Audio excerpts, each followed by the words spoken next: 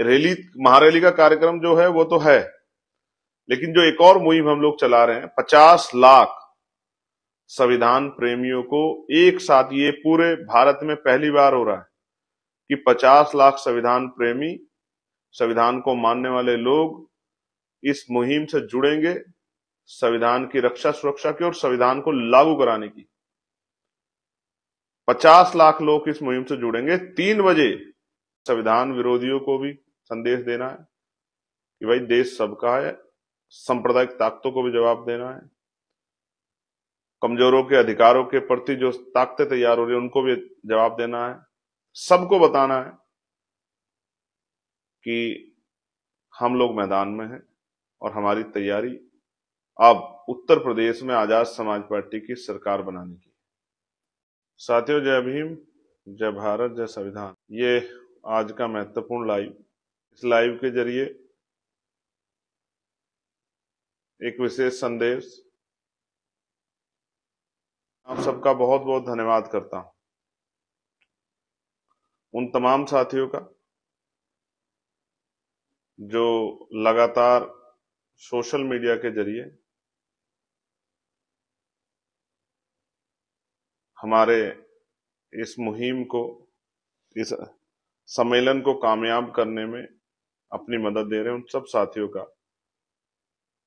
मुझे नहीं पता कहाँ रहते हैं, किस गली में रहते हैं, किस मोहल्ले में रहते हैं, किस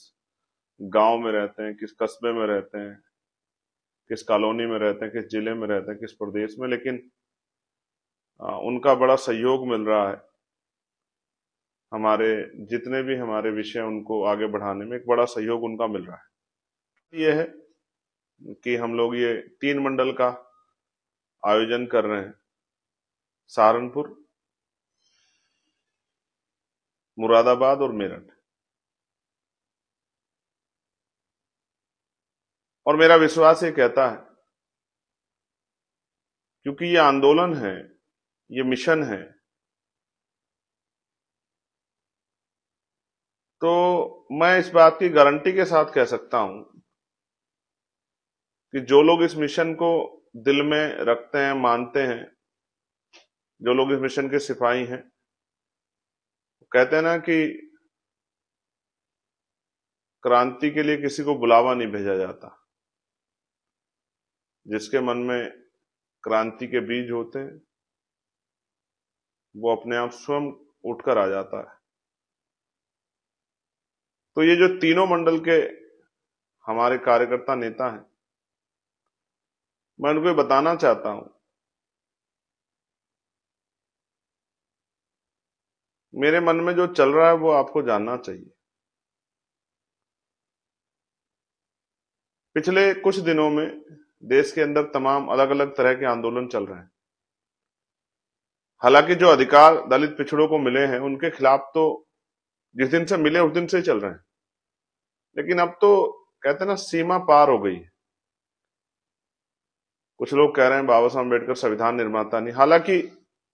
मैं उन छोटे छोटे जो इस तरह के ग्रुप्स हैं या इस तरह के लोग, मैं उन पर चर्चा नहीं करना चाहता, लेकिन कहते हैं ना, कोई चीज छोटी नहीं होती। अगर शुरू में उसको ना रोका गया तो उसके परिणाम घातक हो सकते हैं। एक मुहिम चली है, हालांकि मैं स्पष्ट कर दूं कि वो मुहिम, उससे कुछ होने वाला नहीं है, लेकिन वो मुहिम चलाई इसलिए गई है कि बाबा साहब अम्बेडकर को, जो सबसे बड़े राष्ट्र निर्माता भी हैं और राष्ट्र प्रेमी भी हैं, जिनके अंदर राष्ट्रवाद कूट कूट के भरा हुआ था, लेकिन उनके खिलाफ एक षड्यंत्र चल रहा है। और मैं इस समाज में का एक कार्यकर्ता होने के नाते, बहुजन समाज का, इस बात को समझता हूं। और ये सिर्फ बाबा साहब के खिलाफ नहीं, हमारे तमाम जितने भी लीडर्स हुए उनको एक जाति तक, धर्म तक, एक वर्ग तक सीमित किया गया। ये एक सोचा समझा षड्यंत्र है। हमारा कोई भी महानायक कमजोर वर्गों का कभी पूरे समाज का नायक नहीं बन पाया, पूरे देश का नायक नहीं बन पाया। ये हिस्टोरिकल है। उसमें कितने बड़े बड़े, चाहे वो नेता बहुजन समाज के प्राइम मिनिस्टर क्यों ना बने हो, चाहे उन्होंने देश की क्रांति में बिगुल क्यों ना फूंक दी हो, लेकिन वो राष्ट्र के नायक नहीं बन पाए। कोतवाल धन सिंह गुर्जर हों, उनको राष्ट्र के नायक ना बन जाए, नकारा गया। माता दीन वाल्मीकि हों, वो राष्ट्र के नायक नहीं बन पाए कभी। बड़े बड़े नामों में बाबू जगजीवन राम, चौधरी चरण सिंह जी, ताऊ देवीलाल जी, तमाम जो ये नाम हैं, ये जो राजनीति के भी शिखर पे रहे, लेकिन ये इनको बार बार ठुकराया गया। चाहे वो जननायक कर्पूरी ठाकुर हों, बाबू जगदेव प्रसाद कुशवाहा हो, मामना रामसु वर्मा हो, कि एक जातियों का ठेका दे दिया, एक जातियों के नेता है। ज्यादा से ज्यादा हिम्मत जुटा तो किसानों के नेता, लेकिन राष्ट्र के नेता प्राइम मिनिस्टर बनने के बाद भी नहीं बन पाए वो। तो इसलिए मैं समझता हूं कि एक मुहिम चलाई जा रही है संविधान को, और इस मुहिम के पीछे का षड्यंत्र बताता हूं। ये लोग बाबा साहब का कुछ नहीं कर सकते हैं, लेकिन जानबूझकर ये मुहिम इसलिए चला रहे हैं कि बाबा साहब के की छवि को धूमिल कर सके, और जो बाबा साहब के नाम पे झंडा लेके खड़ा है, अपनी जान की बाजी लगा रहा है, उसके मन में ये भाव पैदा हो, क्योंकि उन्होंने सदियों से यही किया है। उन्होंने भाव पैदा किए हैं हमारे अंदर, निगेटिव भाव पैदा किए हैं, जिनकी वजह से हमें ये लगता है कि भाई हमें जो कुछ मिल रहा है ये दया पे मिल रहा है। सरकारें हमें बहुत कुछ दे रही हैं, सरकार अगर हमें रोटी दे रही है, कपड़ा दे रही है, गेहूं दे रही है, चावल दे रही है, या नौकरी रोजगार दे रही है, तो हमें लगता है, पेंशन दे रही, तो लगता है सरकार हमें दे रही है। तो हमारे मन में भाव रहते हैं कि हमारे हाथ फैले हुए हैं। लेकिन मैं स्पष्ट करना चाहता हूं, भारतीयों के टैक्स से सरकार चलती है। सरकार अपने घर से पैसा नहीं लाती जनता को देने के लिए। इसलिए मैं आपको ये बात बता रहा हूं कि ये जो षड्यंत्र है, तो जो लोग बाबा साहब को प्यार करते हैं वो लोग आए, बाबा साहब के लिए आए, माननीय काशीराम साहब के लिए आए, चौधरी चरण सिंह जी के लिए आए, राष्ट्रपिता ज्योतिबा फूले के लिए आए, छत्रपति साहू जी महाराज के लिए आए, आके और खड़े होके बताएं कि वो अब हम इस संघर्ष को करने के लिए तैयार हैं, बाबा साहब के सपनों को पूरा करने के लिए। मां सावित्रीबाई फूले, मां रमाबाई, मां अहिल्याबाई, मामना रामसु वर्मा, इनके सपनों को, महापुरुषों के सपनों को पूरा करने के लिए इनके इनके लिए आए, इनके आंदोलन को आगे बढ़ाने के लिए आए। इसलिए मैंने आपसे अपील की कि आप आए। और बड़ा सवाल यह है कि जो लोग नहीं आ पा रहे हैं, हालांकि मैं स्पष्ट कर दूं कि अभी तो 3 मंडल का कार्यक्रम है। इसके बाद जब अगले, ये तो पहला कार्यक्रम, ये पहला चरण है। मैं संविधान विरोधियों की बात बताना चाहता हूं कि वो कमर कस लें, कमर की पेटी बांध लें, क्योंकि जिस तरह आप संविधान को कमजोर करने के लिए, हमारे अधिकारों को, चाहे वो आरक्षण हो, चाहे वो नौकरी रोजगार हो, उनको खत्म करने के लिए जिस तरह से आप षड्यंत्र कर रहे हैं, तो संविधान को प्रोटेक्शन करने के लिए, संविधान की को लागू कराने के लिए हमने कमर कस ली है। तो मैं संविधान विरोधियों को चैलेंज करके कह रहा हूं कि वो भी कमर कस लें, कमर की पेटी को बांध लें, क्योंकि ये तो पहला चरण है, ये तो शुरुआत है। ये तो समझिए जैसे किसान अपने खेत में बीज लगाता है ना, ये तो बीज लगा रहा हूं। भीम आर्मी आजाद समाज पार्टी के आशीर्वाद सहयोग से ये बीज आजाद समाज पार्टी मुजफ्फरनगर में लगा रही 26 तारीख को। लेकिन असल जो है वो आने वाले दिनों में, जनवरी में, फरवरी में, मार्च में, अप्रैल में, पूरे 2026 देखने को मिलेगा आपको। ये तो इस मुहिम की शुरुआत है।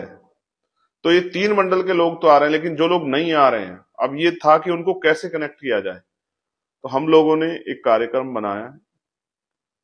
कि उत्तर प्रदेश के बाकी जिलों के लोग अपने अपने जिला मुख्यालय पे या किसी गांव में कहीं भी एकजुट होकर, और क्योंकि ये सोशल मीडिया का युग है, तो वो हमारे साथ उस रैली स्थल से लाइव के माध्यम से जुड़ सकते हैं। क्योंकि हम कोशिश करेंगे इसी पेज पे, अभी आर्मी के पेज पे, हम उस पूरी रैली को जो है वो लाइव प्रसारण करेंगे, जो आप उस रैली को देख सको, समझ सको कार्यक्रम कैसे होते हैं और कैसे जो है अपनी रैली को सफल बनाया जाता है, और किस तरह से जो है क्या क्या बात वहां रैली में कही गई, इस बात की जानकारी आप तक पहुंचे। क्योंकि मीडिया तो पता नहीं क्या पहुंचा देगा, कौन सा हिस्सा दिखाएगा, वही दिखाएगा जो उसको दिखाना है। लेकिन असल क्या क्या बातें कही गई और उत्तर प्रदेश में क्या क्या करना है, देश भर में क्या क्या करना है, ये बात आपको पता लगेगी उस रैली को लाइव देखने से। तो 3 बजे हम लोगों ने तय किया है कि 3 बजे हम लोग संविधान की प्रस्तावना की शपथ लेंगे। और ये हमारा रैली, महारैली का कार्यक्रम जो है वो तो है, लेकिन जो एक और मुहिम हम लोग चला रहे हैं, 50 लाख संविधान प्रेमियों को एक साथ, ये पूरे भारत में पहली बार हो रहा है कि 50 लाख संविधान प्रेमी, संविधान को मानने वाले लोग इस मुहिम से जुड़ेंगे,